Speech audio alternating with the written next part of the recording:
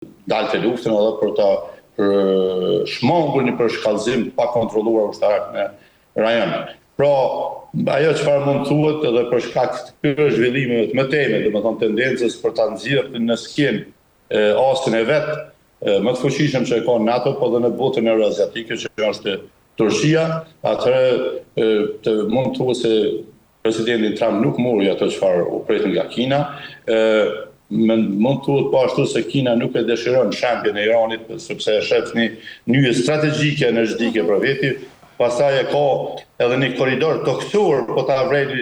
në sistemin e hartave atje për ndërtimin e tij projektit Belt and Road, apo që është një model i ri i asaj rrugës së mëndafsh të dikurshme, pastaj është një ndër barrierat kryesore për ndikimin amerikan në Eurazi dhe kuptohet se është një furnizuesi më kritik, më kryesor energjetik dhe ekonomi për ekonominë kineze. Mendoj se tani Kina vlefsimin e Iranit dhe rënien në kontroll të perëndimit, kryesisht tani të SHBA-ve, shef si një humbje një shtyllë të rëndësishme të strategjisë së saj globale që e ka. Pra, summa summarum mund të thuhet se nuk pati një breakthrough real për Iranin, domethënë nga Kina. Dhe tani çfarë ka këtu? Nëse shohim nga prizmi strategjik, atëherë mendoj se Shtetet e Bashkuara të Amerikës po bëjnë përpjekje për një menaxhim të kësaj krize, e cili do për shkak se SHBA-ja tani është e përfshirë në disa fronte, konfliktin e Iranit me Ukrainën që ka atje të Rusisë, tensionet me Iranin, ku mendoj se me tensionet që ka në Taiwan, ku mendoj se do ta përdorë si një strategjike për gozhdimin e Kinës dhe ekonomisë kineze të merren me vetveten, të hajnë vetveten, ashtu siç po i ndodh Rusisë në Ukrainë. Pastaj lufta ekonomike me Kinën, e cila ka pretendime të kushtoj tregjet, fatkeqësisht po bën përmes shumë vendeve të Evropës të duhet ta vëtheksin edhe përmes Shqipërisë tonë, Kosova domethënë krejt të ardhjën e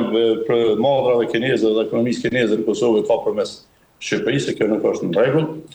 Kriza energjetike globale është një ndër ashtu aspektet që menaxhon njëkohësisht apo që është front i hapur për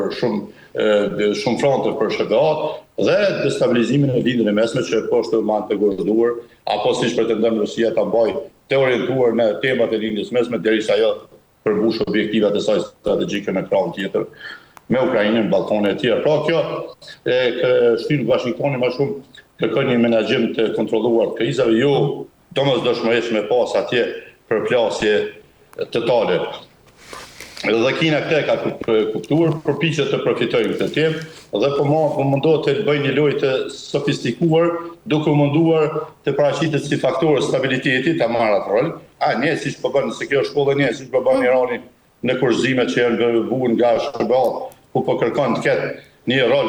të jetë faktor për rajonin, njëkohësisht të mos të ndërmarrë veprime apo dhe detyrohet marrëveshje për shkak të presionit, por të jetë të një lloj partneriteti. Ndërsa Kina praktikisht po arrin të provon të forcojë më tutje atë boshtin siç e quajnë ta anti-hegemonik, domethënë nga unipolar në multipolar mes Rusisë, Iranit dhe lufta që bëhet për këtë farë bote multipolare, siç e shohim ta. Këtë kam po ashtu edhe kam ndërlidhur po ashtu edhe me vizitën e Vladimir Putinit që zhvilloi në Pekin. Koha nuk është rastisht diplomatike, pra ishte një mesazh i qartë politik, se dhe ai duhet lexuar si Kina nuk mund të flasë me SHBA-t, por me partnerin strategjik real vetet edhe me tutje Rusia për Kinën. Këtë u përpoq ndoshta ta përçonte të SHBA. Tani SHBA do të shohin një strategji globale më sofistikuar dhe jo rastësisht të futin edhe aktorë të tjerë në skenë, siç është edhe kontakti me Turqinë. Pra, takimi Putin dhe Xi Jinping, si kishte ai presidenti. Reafirmuan edhe një herë këtë partneritet strategjik dhe bashkëpunimin që kanë qoftë në fushën energjetike, teknologjisë, apo edhe për koordinimin për këtë rand që pretendojnë edhe më tutje. Pra, ishte një lloj kundërpërgjigje strategjike ndaj vizitës së Trump, edhe Kina tani po mundohet të ruajë ekuilibrin, të mos hyjë asnjë në konflikt hapur me SHBA-n, sepse megjithatë friguohet një takim i Alaskës mes SHBA-ve dhe Rusisë, që të dyja ka lexuar tashmë nuk e duan Kinën një faktor të fuqishëm as ekonomik dhe as me dominim as në territorin e Evropës, as SBA-ve, e ku impakti ndaj ekonomisë ruse është i pashmangshëm, as më tepër tani kur është kthyer në një ekonomi lufte që po rënon, po e han vetveten Rusia çdo ditë më shumë, dhe unë mendoj se këto konflikte nuk është qëllimi të përmbyllën, këto konflikte është qëllimi të menaxhohen si kriza dhe të vazhdohen sa më gjatë që mundën, sepse fundja të gjitha këto do të shënojnë fundin strategjik, ekonomik dhe politik edhe të Rusisë, edhe të Kinës, edhe të Iranit, si interesat e të cilat thyen në konfliktet edhe në Ukrainë edhe në lidhjen e mesme. Nikosisht gjithmonë është tendenca për ta izoluar sa më shumë Rusinë dhe Iranin dhe këta kanë lexuar. Prandaj kjo është edhe arsye pse ndoshta Pekini nuk e pranoi që ta sakrifikonte Iranin me një marrëveshje të mundshme me presidentin Trump. Rusia i ka interesat e veta në lindjen e mesme dhe nuk shefte strategjike që lindja e mesme të bjerë pikërisht në kontrollin amerikan. Irani është një partner deri më tash edhe ushtarak dhe gjeopolitik, është një lloj proxy e Rusisë, po ashtu destabilizimi i këtij rajoni, pra lindjes së mesme, mbajtja në gjendje lufte, tensioni, rrit çmimet e energjisë, që kjo i shërben pastaj ekonomisë ruse për shkak të fuqive eksportuese që ka të gazit dhe energjisë. Po ashtu, interesi strategjik rus është vazhdimi i këtij konflikti në lidhjen mesme për ta shpërqendruar për perëndimin nga Ukraina dhe luftat që zhvillon Rusia atje. Tjetër, SBA-ja tani synon kuptohet në gjeostrategjinë e saj është parë dhe është lexuar deri më tash, një siguri të madhe për Izraelin,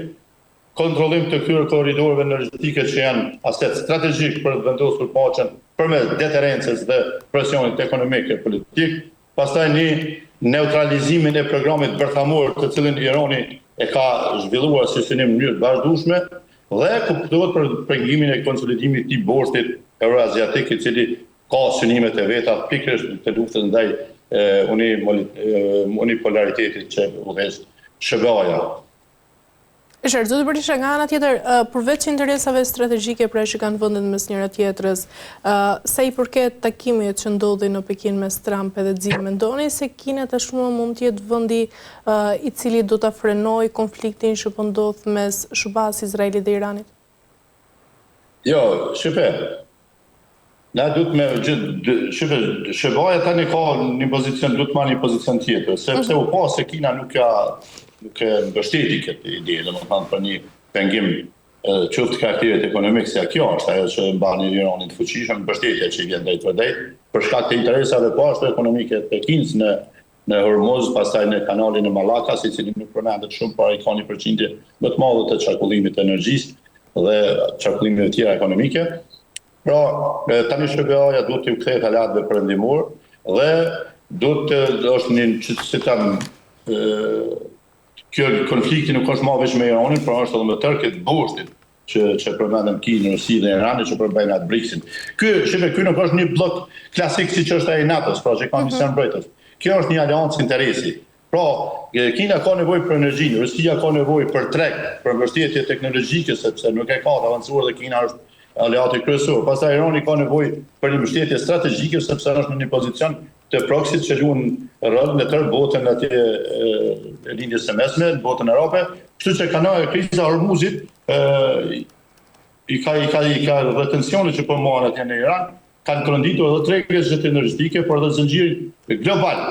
të furnizimit. Pra Kina është importuesi më i madh i energjisë nga rajoni. Prandaj edhe Pekini nuk mund të lejojë që luftën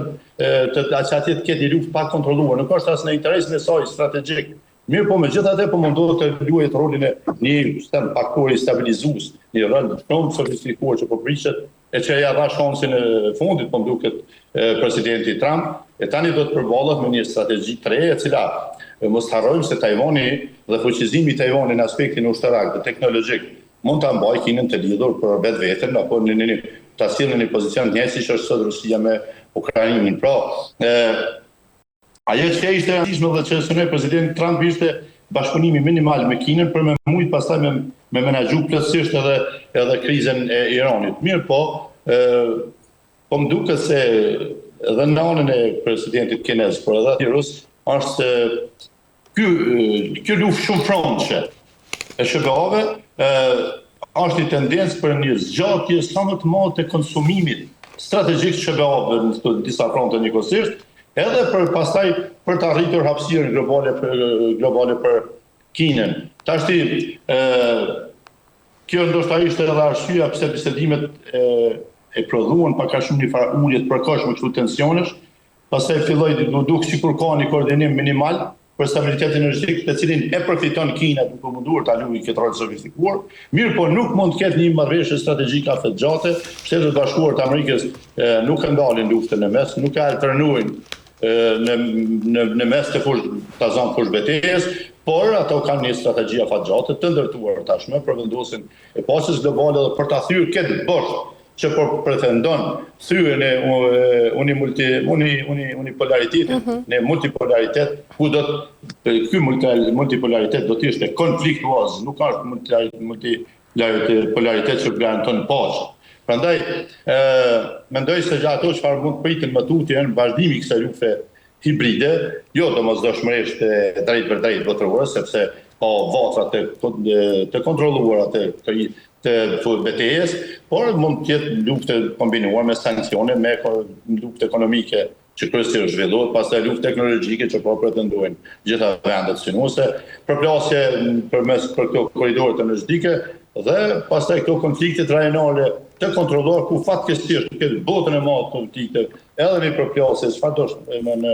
Kosovë apo në çështjet politike të Kosovës do ta krijonte një shkëndijë dhe një zhurmim ndërkombëtar që në çdo sido që ta marrim, në çfarëdo konteksti është interes rus. Pra,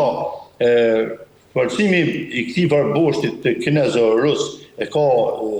sidomos në fushën e energjisë, inteligjencës artificiale që është thyer tash në mekanizëm për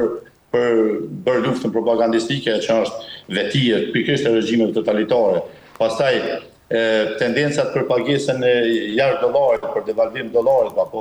hyrjen e petrol dollarit, e tjetër, koordinimi diplomatik që po ndodh në vendet që ushqejnë këtë frymë, unë mendoj se janë edhe synimet për ta forcuar boshtin ruso-kinez, që nuk është në shërbim të interesave as të paqes botërore, as të një stabiliteti ekonomik botëror, e në këtë kontekst as të botës shqiptare përgjithësi.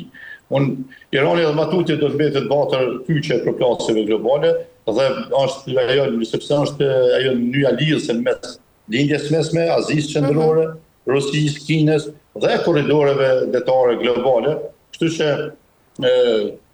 përpjekjet e SBA-s besoj se duhet të jenë edhe më tutje për ndarjen e Kinës nga Irani dhe Rusia, dhe ky do të ka qenë edhe asaj vizite që pati presidenti Trump. Pra ajo çfarë po shohim, çfarë po ndodh, është një tranzicion historik nga një rend unipolar amerikan i paqes dhe stabilitetit drejt një rendi multipolar dhe konfliktual që synojnë boshti euroaziatik. Dhe lindja mesme është ajo fusha kryesore ku ky tranzicion po testohet në një formë shumë të ashpër. Zoti Berisha, nga ana tjetër, diskutimet për skenaret që variojnë pra nga bllokimi detar deri te pushtimi i drejt për drejt tregojnë këtu se opsionet ushtarake nuk janë më tashmë hipotetike, por pjesë e planeve konkrete nga ana e SBA-s. Pra në këtë rast, sa afër jemi pra realisht një operacioni ushtarak të hapur nga Shtetet e Bashkuara të Amerikës drejt Iranit, pavarësisht se ishte planifikuar një sulm, por nga deklaratat e fundit të presidentit Trump është informuar se disa vende të gjirit e kërkuan që ta shtynin këtë sulm ndaj Iranit. Ne kemi biseduar edhe më herët, kanë qenë 3 hapa të pritur, ka qenë para deterenca përmes presionit ekonomik dhe politik, të cilin në deklaratat e tij përfaqësuesi i Iranit e pati theksuar se ne jemi dakord të arrijmë një marrëveshje, por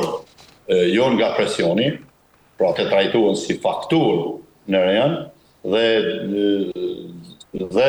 me qenë se kjo nuk u arrit ndërkohë, u vendos një paqe jo stabile, atëherë kemi pas hapin e dytë, që ka qenë një përshkallëzim i kontrolluar. Pra, SBA-t kanë përdorur goditje të objektivave kyçe me një precizitet kirurgjikal për t'i treguar dominancën dhe koncentrimi i trupave supremacisë ushtarake amerikane, qoftë në det, qoftë në